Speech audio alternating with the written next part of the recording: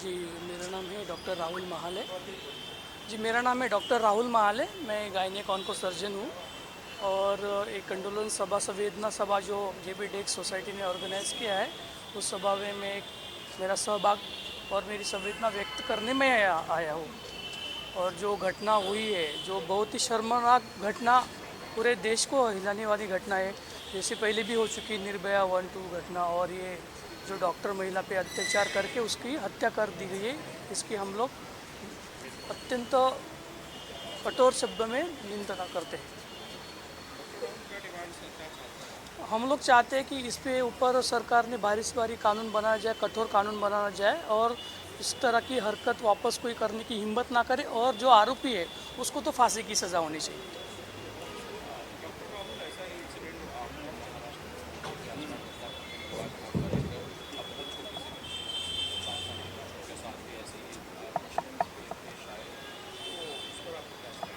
जी ये तो उससे भी भयानक दर्दनाक घटना हमने सुनने आई कि कल बदलापुर के या 4 साल के बच्चे के साथ एक गलत व्यवहार हो गया है।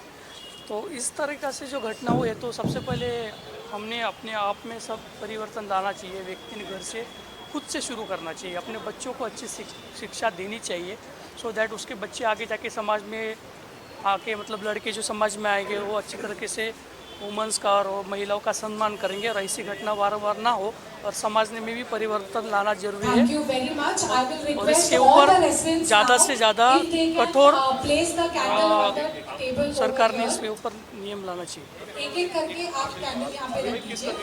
धीरे-धीरे आइएगा, एक-एक करके आगे वालों को किसी को लगे नहीं। रेसिडेंस डॉक्टर बहुत ही मतलब से दूर जाइए। ज़्यादा काम करते हैं, जिसमें उनको काम वर्क का लोड रहता है, पेशेंट का लोड रहता है, स्टाफ का लोड रहता है, रिलेटिव्स का लोड रहता है। तो बहुत सारी कठिनाइयों में अपने भारत में जो प्रशिक्षणार्थी रेसिडेंट डॉक्टर काम करते, शिकाऊ डॉक्टर काम करते, ऐसे डॉक्टर को, विशेषतः महिला डॉक्टर को सरकार ने मदद सेवा पुरानी चाहिए और उनको सुरक्षा देनी चाहिए।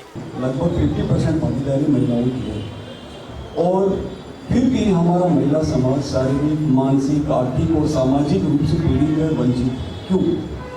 इसके जिम्मेदार कौन है और इसके कारण क्या है? और हम और हमारा समाज एवरी ईयर 8 मार्च को अंतर्राष्ट्रीय महिला दिवस मनाते हैं, वो भी सिर्फ एक दिन के लिए।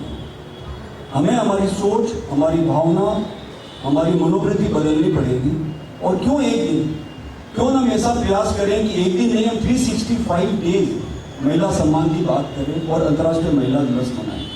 पर इसके लिए हमें बहुत ज़्यादा मेहनत करने की ज़रूरत है। हमें हमारे विचार, हमारी भावना, हमारी मनोस्थिति को बदलने की ज़रूरत है। आए दिन सुनने में आता है, कभी ऊंचा नीचे भी दिया सब जगह का ही, हम सब बहुत ज़्यादा पीड़ित हो जाते हैं उनसे। हमारे भी बच्चे कहीं पढ़ रहे होते हैं, किसी के बच्चे वर्क प्लेस पे होते हैं, स्कूल जाते हैं, हम बच्चों को कहते हैं, बहुत सारे रेस्ट्रिक्शन लगाते हैं, बेटा वो लोकेशन शेयर कर देना, ये कपड़े पहन के मत जाओ, इतने बजे घर आना है तुमको, कहीं पे भी जाओ तो ऐसी जगह जाओ तो क्राउड में जाओ, अकेले नहीं जाना है। अरे बच्चों को आज़ाद नहीं छोड़ेंगे पंछी की तरह उड़ने के लिए, तो बच्चे आगे कहाँ से बढ़ेंगे? ये हमारा भविष्य है। पर बच्चों की सुरक्षा भी आजकल बहुत बड़ा चैलेंज है इस देश के अंदर, तो हमें उसके लिए भी कार्य करना है। एक हमारे जानने वाले गुरु हैं, उन्होंने एक बात कही थी एक प्रोग्राम में कि सुधरे व्यक्ति समाज व्यक्ति से राष्ट्र स्वयं सुधरेगा। मतलब हमें सुधरने की जरूरत है, हम सुधरेंगे, हमें हमारे तरफ से as an individual I have to step forward. मुझे खुद को सुधारना है। मैं सुधरूंगा तो मेरा परिवार, मेरा समाज, और ये जेपीटेक, फिर मलाड, फिर मुंबई, फिर राष्ट्र सुधरेगा। और उसके लिए हमें सबको प्रयास करने की जरूरत है। ये एक के किसी के करने से नहीं होगा, हमें सब की एक कलेक्टिव एफर्ट करना पड़ेगा। और कलेक्टिव एफर्ट के साथ में जब हम आगे बढ़ेंगे तो हम प्रिवेंटिव मेजर्स भी लेके आएंगे। क्यों इस तरह की घटनाओं को रोका जाए, और साथ ही साथ गवर्नमेंट से भी हम गुजारिश करेंगे कि कठोर से कठोर कानून बने और उस पर जल्द से जल्द कार्रवाई हो। दोस्तों, कुछ भी असंभव नहीं है, सब कुछ संभव है। अगर हम एकजुट हो गए तो हमारी आवाज़ कहाँ तक भी पहुँच सकती है। हमें खाली जुड़ना है और कलेक्टिवली आवाज़ उठाना है।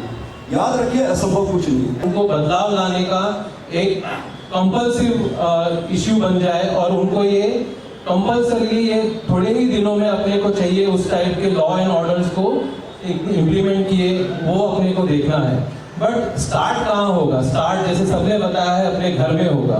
अगर मेरी डॉटर है तो मैं उसको समझाऊंगा, मैं उसको सिखाऊंगा, बट अगर मेरे घर में मेरा बेटा है तो मैं उसको भी वही चीज़ें समझाऊंगा कि उसको किस तरह से रिस्पेक्ट देना है। अगर वो आज 6 साल की उम्र में, 10 साल की उम्र में, 15 साल की उम्र में वो समझेगा, तो डेफिनेटली वो जब 20 का होगा, 25 का होगा, तो उसके मन में वो एक respect level for the opposite sex will always be there, and that is what we want, that we want from grassroots level the changes, and it is up to us as educated people living in civilized society कि हम ये message जितना जल्दी और जितना strongly हम लोग उसको इम्प्लीमेंट करें वो अपने लिए बेहतर होगा।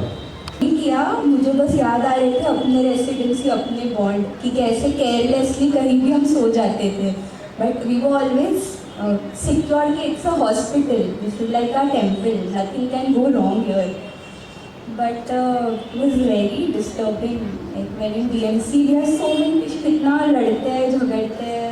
एक बार एक पेशेंट ने पुलिस हम पे बुलाई थी बिकॉज एमआरआई नहीं था हॉस्पिटल में, and you have to deal with all the relatives, but ये तो एकदम अलग ही लेवल का था, and it is very scary, and the best thing is कि law has to be very strict, because people को कुछ भी हो जाए देयर इज अ जुगाड़, निकल जाएंगे, but until and unless it is very strict, the man should get scared कि if I touch a woman then I'll be hanged or whatever it is, वो डर ही नहीं है किसी में, तो फिर करते ही जाएंगे। And in spite of all this ये चालू होते हुए भी 10 to 15 केसेस, जैसे रिसेंटली अभी बदलापुर में 2 4-year-old girls, there is no explanation to it कि was she wearing short clothes or was she in a pub, was she in a bar, was she hanging out late at 2 AM, she was a 4-year-old girl, and even during my residency हमारे पास ऐसे rape cases आते थे जिनको हमको examine करता था,